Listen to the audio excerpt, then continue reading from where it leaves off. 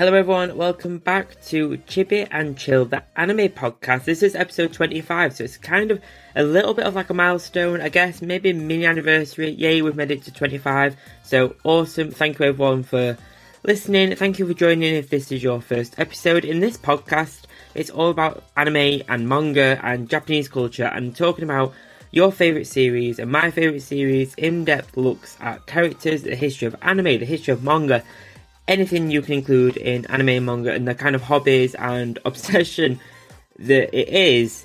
I'm going to be talking about it in this podcast at some point if I've not already. So in last week's episode, it was all about anime games and game-themed anime series. I'm super into games as much as I am anime, and I often find that those two interests and hobbies kind of intertwine and blend together, especially with games such as One Piece Odyssey and the Demon Slayer Kimetsu no Yaiba game, or even Genshin Impact, those kind of games. In that episode, you can get some gaming inspiration to gaming recommendations, more should I say, along with some game-themed anime recommendations as well. So that episode is available everywhere. Now, where you found this episode, you'll also find that one, so be sure to check that out. And if you subscribe, you won't miss the next episode, so be sure to press subscribe. And also, if I can be cheeky, please do leave a like and review. It really does support the show on whatever platform you're listening on.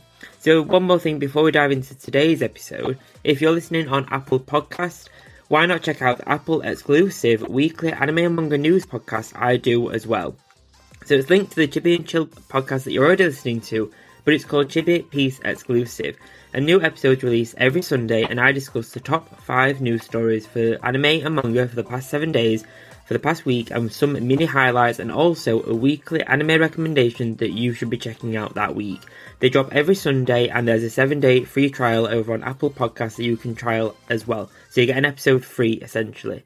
So today, in this episode of Chibi and Chill, the anime podcast, the free version, today I have a delicious topic lined up, and it's all about anime and food in anime.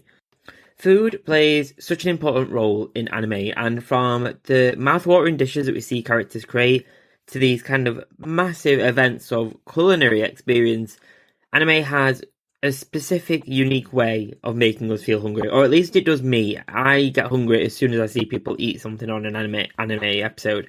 And even though I'm sat there in front of my screen, I need to eat something if a character is eating something. Not from an obsessive point of view, but from I'm hungry now and I want some ramen noodles.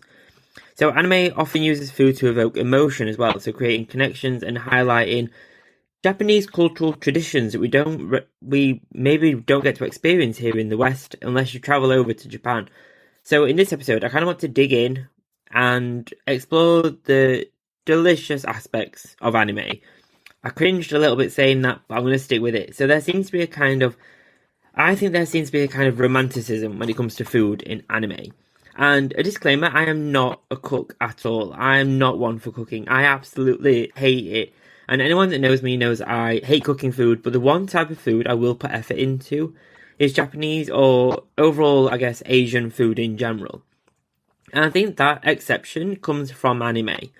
I think the romanticism that we see with food in anime, like the moments when we see Howl cook bacon and eggs with Calcifer in Howl's Moving Castle, right? That scene, and how he cracks the egg with one hand, and it's so stylish and so sleek and so cool. And I think maybe that kind of scenes like that maybe are rubbed off, but only with Japanese food in my own life. Food such as, like, don't get me wrong, I love eating food. I love eating, don't get me wrong, but I hate preparing it unless it's Japanese food. And shows such as Food Wars are an entire series based on the concept of cooking and preparing food. You know, this is its own genre within anime. And one thing that comes to mind when we talk about food in anime is the concept of, like, foodgasm, right? It's those, like, over-the-top, almost euphoric, almost drug-induced reactions characters have when they taste something really delicious. And it's like the background changes, their eyes get big, they kind of, like, shout and scream. And it's like the taste buds explode, not the taste buds. The taste buds explode, right? And it's hilarious, it's fascinating when characters kind of lose themselves in such an intense experience like that.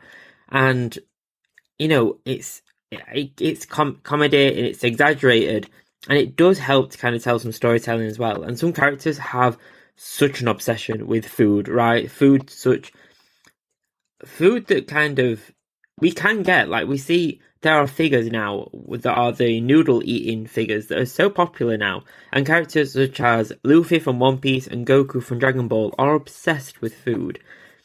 But I think food in anime isn't just about those exaggerated, funny reactions that people have with food. It also serves as a kind of window into Japanese culture a little bit. And many anime series showcase traditional Japanese dishes and culinary practices, such as the tea ceremony. That it's like a feast and a bit of like an education session as well. Anime allows us to take a look at the platform of Japanese food and introduce viewers to different types of cuisine, and it's an opportunity to learn about the new ingredients, cooking techniques, and the cultural significance, I guess, behind some of the dishes. And these kind of moments in anime have started to become moments in real life as well. So some great examples of how recipes from anime have made it into the real world is the official One Piece Sanji cookbooks, right?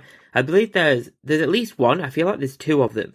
But they're these big books that showcase these different different recipes that are within One Piece, and yet some of them are quite more specific to the world of One Piece, but their real world alternatives are shown. And there are people on TikTok that are purely dedicating themselves to attempt to create these dishes, and people have found fame with this. And people saying that these recipes are actually great. You know, the anime-inspired cooking trend has become really popular, and people are trying their hand at recreating these awesome kind of anime-themed dishes and sharing their kind of growing culinary skills, if they didn't have them already, on social media, and we get to follow that as well.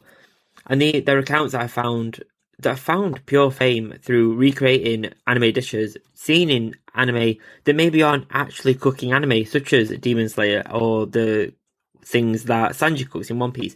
There are these moments that you kind of see the Naruto noodle bowls, you know, things like that. There are so many accounts that are recreating this.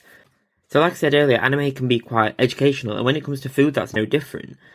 You know, there are shows like Mushishi, and those shows that anime allows this kind of world insight into regional Japanese dishes, and kind of allows this kind of appreciation of the cultural culinary heritage of Japan through the food. And it's a beautiful anime that really captures the kind of traditions of Japan, and it's gorgeous. I said that really weird.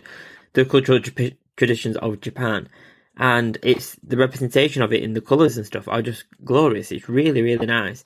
And food has this unique ability, I guess, it's not really deep for a second, has the ability to kind of transcend language, and kind of, you know, it speaks to everyone. Whether when a food is delicious, you know, you don't necessarily need words. It's just delicious.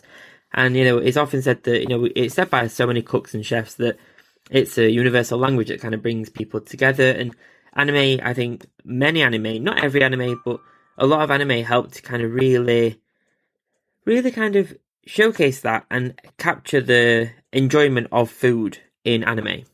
Now, food in anime was often one of the areas of anime during the 80s and 90s that was subject to local censorship. And I've mentioned the censorship of anime in various episodes, but there is, if you are interested in that and you haven't checked it out yet, I do have a history of anime mini-series of 3 episodes that kind of really kicked off the podcast. So if you're interested in the history of anime and things like censorship, things like that, and how it kind of changed for us over here in the West, be sure to check those 3 episodes out. They're out now. They kicked off the podcast. Be sure to check them out.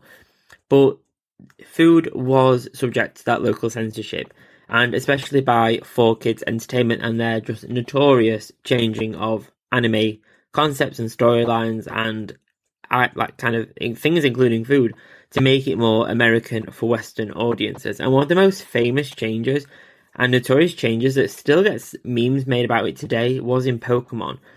And in one episode, Brock offers what are actually 6 onigiri, which is a rice and seaweed kind of triangular pyramid dumpling. And he offers these to his friends, to Ash and Misty. And 4Kids changed the dub to make Brock say 6 jelly donuts instead. However, they didn't change the animation, so the screen just showed 6 onigiri rice pyramids when he said donuts. So, you know, they're the weirdest looking donuts you've ever seen in your life. They're made of rice and they have seaweed on them. And I guess 4Kids I mean, do they think no one notice would notice? There are memes made about that today. That is just notorious. And it's kind of strange that even food, there are moments where there were statements that were kind of, they didn't want the as much Japanese culture to be shown to kids in America, and that became, it's quite contentious. It's quite an odd moment to kind of be, we can't show kids rice. We can't show them this rice pyramid. We had to make Brock say jelly donut. It's kind of strange, and we're at a point now where the world is so globalized, and Japan is known for its food, this glorious, delicious food, and really iconic food in Japan. And now, I can't imagine how shows and anime like Food Wars would have even fared over here in the West. I don't even think it would have even been picked up as a concept based on the fact that even in Pokemon they couldn't say onigiri, it had to be a donut. So I think anime in general, because of its kind of romanticism of food and how it's kind of showcased to be this special kind of almost intimate moment, and it's shown with so much glory and beauty. We see, I'm sure you've seen them if you follow any anime accounts on TikTok, these glorious kind of edits where you see any meat sizzling in a pan or rice being washed, and you see these absolutely gorgeous moments. And for me, they never look like that in real life, and this might be why I hate cooking, because it just does not look the way I think it should in my head, and never tastes quite like I think it should, and I never quite have the reactions, apart from when my boyfriend cooks. Then I'd have those kind of reactions because he's a really good cook and I'm not. There's a balance you always have to have between the partners. But where was I going with this? Oh yeah, I think anime is one of the strongest reasons why I love Japanese and Asian food. And of all the foods I hate to cook, this one I absolutely do not hate. I'm happier to kind of throw myself at Asian and Japanese food. I think years after years of seeing my favourite characters in huge amounts of anime I've seen since I was little, and I'm 28 now. Since I was little, I saw them eat noodles, ramen, onigiri, sushi, curry, amongst so many other Japanese dishes, and I've come now as an adult to absolutely love that food. And that's not to say that when I eat it, I pretend to be those characters, I don't dress up like them. I might have an anime t-shirt on, and maybe anime socks to match, but, that's as far as that goes. I'm not trying to make a play of it.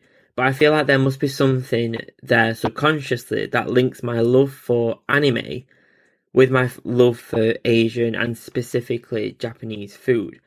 And however, who's to say that's a bad thing? The Japanese diet is known the world over for being one of the healthiest and has contributed to their population having one of the world's best life expectancies. And the traditional Japanese diet is largely fresh and unprocessed, which is quite the opposite when you think about American diets. And it's very few refined ingredients and sugars. It's high in grains, vegetables, moderate amounts of animal products and soy, but minimal dairy and fruit, with a large amount of fresh fish. Because they're a bunch of islands, Japan has so much access to fresh fish and seafood. And studies have shown that people who stick to a Japanese diet have a reduced risk of dying early from heart disease or stroke. It keeps off Alzheimer's, that kind of stuff. So there's so much benefit. And the Japanese also have the lowest rate of obesity amongst men and women, as long as one of the longest life expectancies. I didn't make that up, by the way. That was on BBC Food's website. So you kind of take this healthy food groups that are all combined, and then you mention their love and traditions with tea, especially green tea, which is the healthiest version of the tea.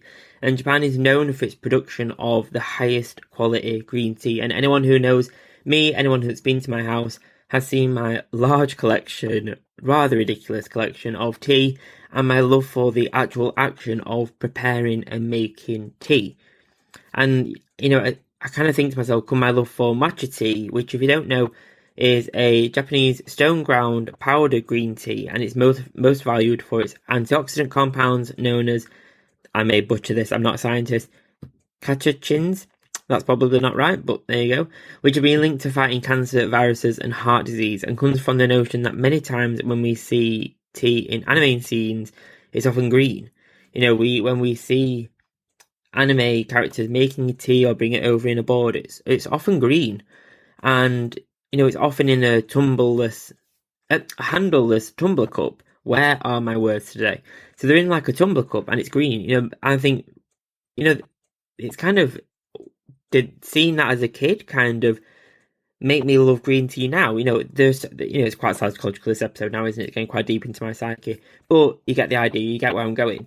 And it's, in fact, my love of making tea is quite contrast to my hatred of cooking. I love the tradition and steps involved in making a proper tea. And thanks to the global and viral reach of anime today, I think there are some real world benefits that can arise from this hobby. If my love for Japanese food and tea did come from anime, then awesome, that's great. With the sounds of it, it can only be benefiting me in the long run. Every day for my dinner, my lunch, I have noodles with an egg and mushrooms and spring onions and that kind of stuff. It can only be healthy. Don't throw a load of salt in there and stuff. Don't ruin it. But there's some benefits to having this kind of link in between, or subconscious link between food and anime. Let me know as well when you find me on social media. Find me even if in your review of the podcast. Let me know. Are you also obsessed with Japanese or Asian food, and do you think you have a link of your love for anime and your love for that kind of food? Do you think there's a link, or is it just me being a real weirdo? Please let me know. But whether you're like me and despise general cooking, or if you're someone that loves being in the kitchen and preparing food, I have 3 food-themed anime recommendations that you should be checking out this week anyway. So the first recommendation I've already mentioned quite a few times in this podcast, but it's Food Wars. And Food Wars follows Yukihira as he reluctantly enrolls in Tsuzuki Culinary Institute to become a chef capable of running his father's diner. Yukihira struggles to fit in amongst the high-class chefs at the institute who find his past at a diner to be beneath them.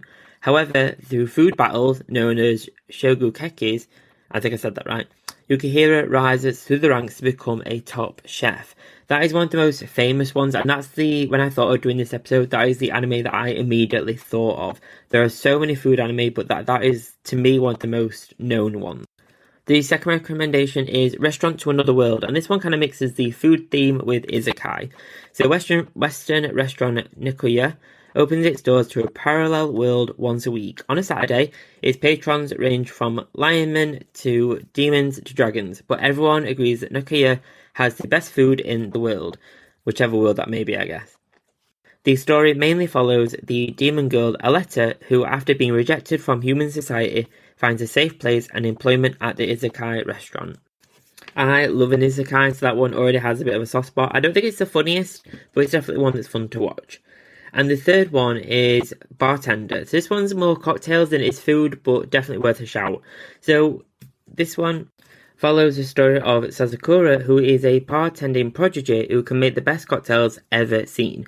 He opens his own bar, Eden Hall, which is super exclusive and requires an invitation to be let in. Characters appear at the bar and are treated to a drink, unloading their problems onto Sazakura and trying to find the best way to deal with their issues. This one you might have heard me mention on one of the Chibi Chill exclusive Apple podcast episodes, the new series, and it's got a remake coming out very soon, so be sure to check that out as well when that comes out. There's quite a bit of time, I believe, until that actually releases, so you can always watch this original one before the new one comes out.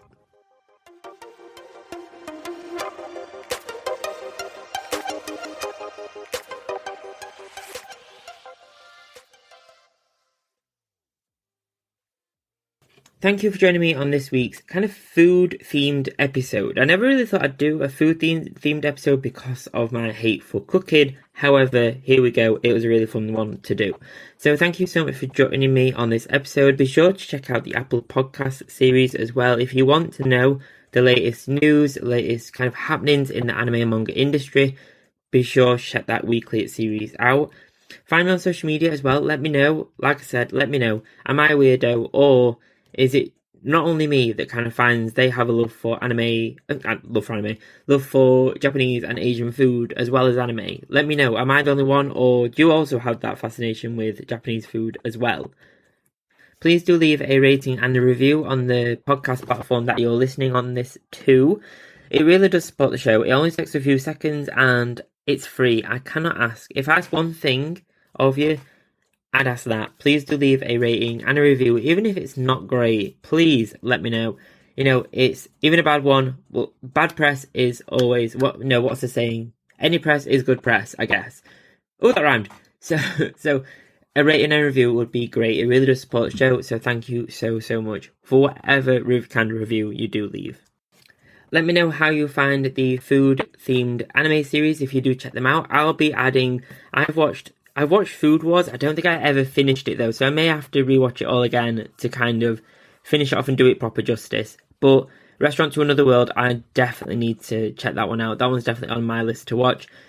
If you're going to check them out as well, let me know. Let me know how you find them. But if you've got other recommendations of food-themed as well, food-themed anime, let me know. Find me on social media, send me a message, leave it in your review, why not? Let me know, and I'll add it to my watch list as well, my ever-growing watch list for anime. Like anime recommendations, I mean. But be sure to leave a rating and a review on the podcast. It really does support the show, and it's free and quick to do. If you're a mega fan of anime, then why not check out my brand new Patreon monthly subscription club.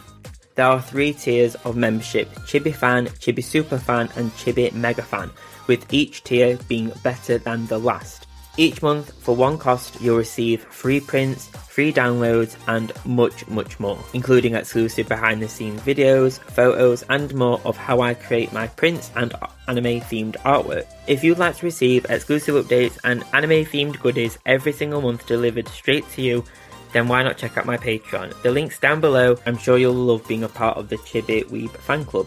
Sometimes finding a birthday card or an occasion card can be a boring task.